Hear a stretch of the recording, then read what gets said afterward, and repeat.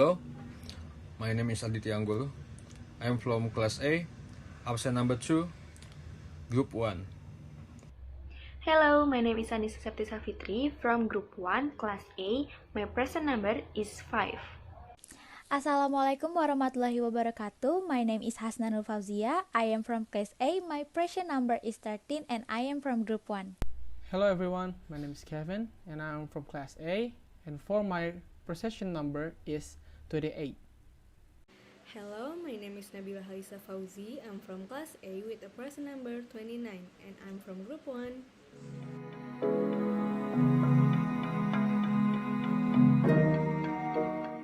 Hello Kevin, thank you for taking the time to interview today.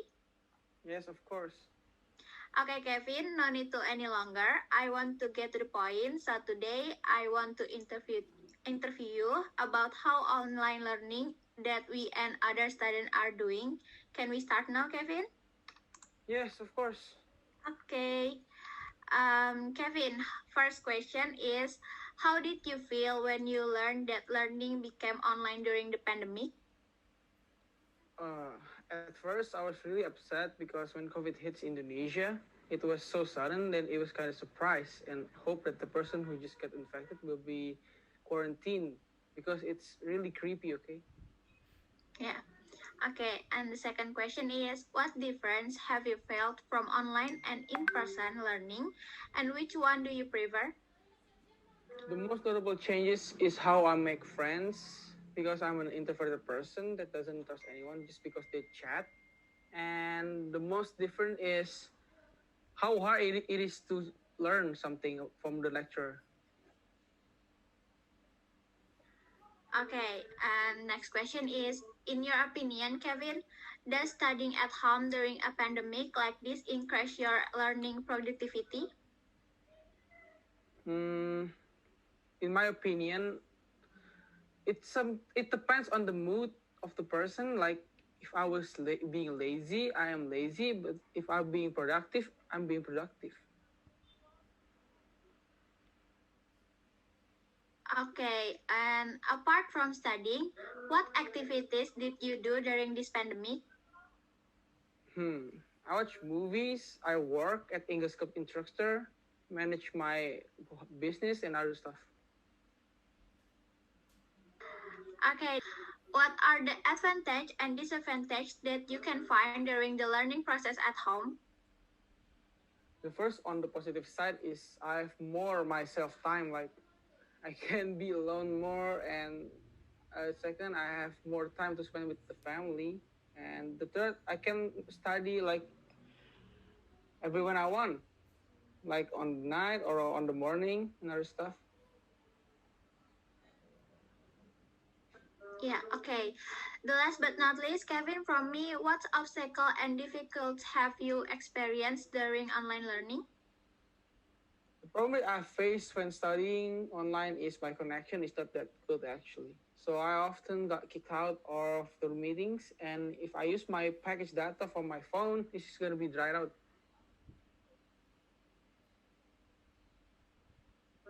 Okay, that's enough for me. And the next question is from my friend Kevin. Thank you so much. Okay. Okay, Kevin, so for the next question is, do you agree if online learning continues even though the pandemic has ended? In my opinion, no, honestly, because it's not that effective. And there's a lot of problem with online learnings. Well, we cannot communicate with our friends that often. Okay, so for the next question is, when do you hope this online learning is completed done and move on to online learning? I hope we can offline learn in the end of the year or the next semester because it's gonna be fun. Okay, so for the next question is, when we do attend offline learning, in your opinion, does it have a culture shock impact to the outside Jakarta student?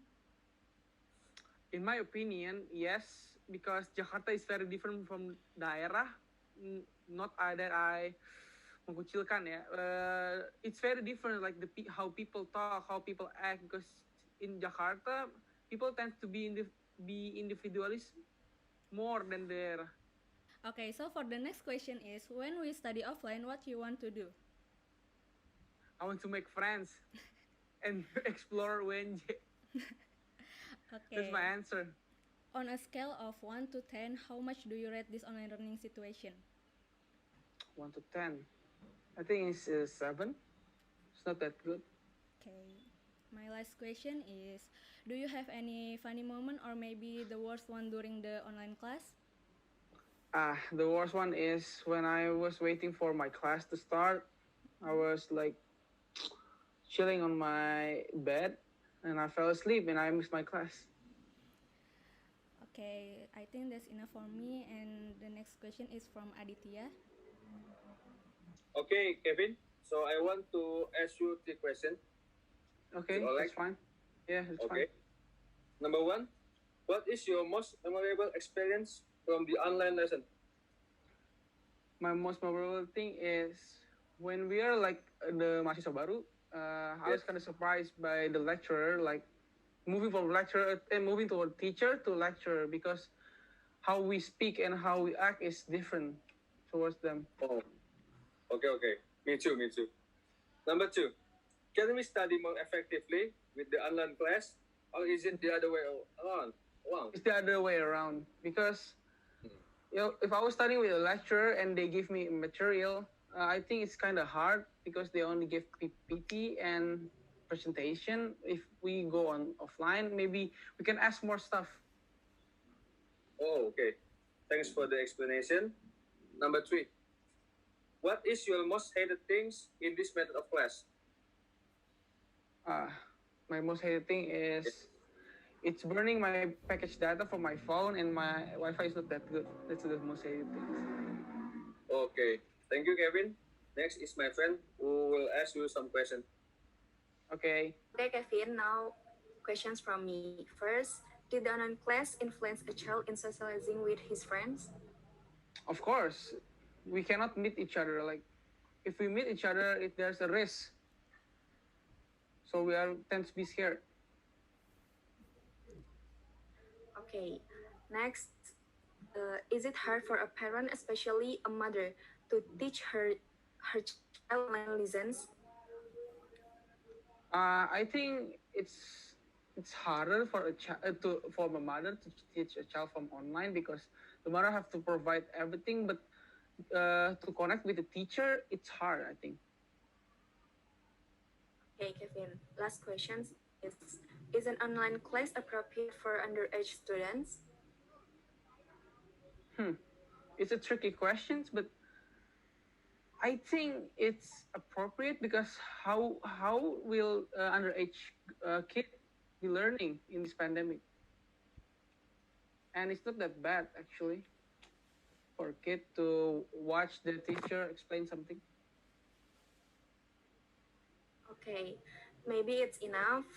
Thank you for your availability and your answer. Yes, you're welcome. Okay, thank you, Kevin. It's such a pleasure to having you here. I hope we can meet each other soon in offline condition. Enjoy your fasting at Ramadan and don't forget to wear a mask when you go out. Once again, thank you, Kevin. Yes, you're welcome, and thank you for attending my interview. Like my interview to interview me, it's such an honor, and thank you for Annisa, Hasna, Aditya, and Nabila to interviewing me. It's such an honor, honestly. And don't forget to fast, okay? Don't forget to eat. Don't forget to take your vitamins. Don't forget to wear a mask. Don't go out too much. Thank you very much. The COVID-19 pandemic took the world by surprise. But globally, everything has stopped. Projects have been delayed, workplaces closed, and schools shut down. The world seemed to have ground to a halt because of the novel coronavirus. However, students continue their education through online learning and via video calls with their teacher, especially within the big cities such as Jakarta. The model is currently at the best alternative as keeping school open poses a safety risk for a student. However, many schools were not ready to apply home learning programs yet. The online classes implemented in Indonesia work differently from those in the US. This is due to the lack of preparation in this country. Kevin, one of our friends, shared his point of view and his experience during the online learning. Kevin said that he was upset when he knew that learning became online during the pandemic because when COVID-19 hits Indonesia, it was a sudden and he was a little bit surprised. Kevin said the most notable change from him are how he makes friends because he is an introvert person and how hard it is to learn something from lecture. Kevin thinks that studying at home during the pandemic doesn't really increase his productivity because it depends on his mood. Like when he was being lazy, he was being lazy, but when he was being productive, he was being productive. He also had problems when studying online, like the connection of his Wi-Fi that isn't really good, so he often got kicked out of the Zoom class, and if he used his package data from his phone, it's just gonna be dry out. Besides the problems that he faced, there was also a positive side. Kevin said that he has more me time, like he can be alone more, have more time to spend with his family, and he can study whenever he wants. When he was asked about the online learning that will continue even though the pandemic has ended, he didn't agree because he thinks that online learning isn't that effective and there is still a lot of problems. He also rated the online learning 7 out of 10 because he thinks it is not that good, but for the underage students, he thinks the online learning is appropriate. Kevin shared his experiences during the online learning. Besides studying, he also does other activities. He likes to watch movies. He also works as an English club instructor, managing his business and other stuff. When he became a new student, he was a little bit surprised by the lecture, like moving from a teacher to a lecturer, because he thinks how we speak and how we act is different toward them. He had a worse moment too during the online class. When he was waiting for his class to start, he was chilling on his bed and then fell asleep, so he missed his class. He also thinks that this online class can make him study more effectively because the lecture only gives the PowerPoint and presentations for the materials. So, Kevin thinks that there will be a culture shock impact to the outside Jakarta student when everything is going back to offline learning. Because he thinks that Jakarta is very different from the other region, like how people talk and act, because in Jakarta people like to be individualistic. He also hopes that this pandemic can be over as soon as possible, so he can do offline learning in the next semester or at the end of the year. And he wants to make a new friends and explore UNJ. Hello everyone, my name is Kevin and I'm from class A. I'm procession number 28, and today I will present you guys with our project, the second project. It's about PSA, public service announcement. It's about COVID-19 too. What is coronavirus disease? Coronavirus are a large group of viruses that are common among animals and humans. In rare cases, animal coronaviruses can be transmitted from animals to humans. This novel coronavirus that caused COVID-19 is a newly discovered coronavirus that has not been previously detected in animals or humans. The source of this virus is not yet known. So, when should you wash your hands? You should wash your hands before, during, and after food preparation and after eating food, after touching an animal or animal food, after blowing your nose, coughing or sneezing, before and after treating a wound, before and after using the restroom, and before and after contact with someone who is sick. Keeping hands clean through proper hand hygiene is one of the most important steps we can take to avoid getting sick and spreading germs to others. How the correct steps for hand washing. First, wash your hands with warm water and apply soap. Lather up with the soap. Next, scrub your hands together for at least 20 seconds. And then, rinse your hands well with warm running water. And the last step is dry your hands completely with a clean towel. So, how about hand sanitizer? Washing hands with soap and water is the best way to get rid of germs. If soap and water is not available, you can use alcohol-based hand sanitizer that contains at least 16% alcohol.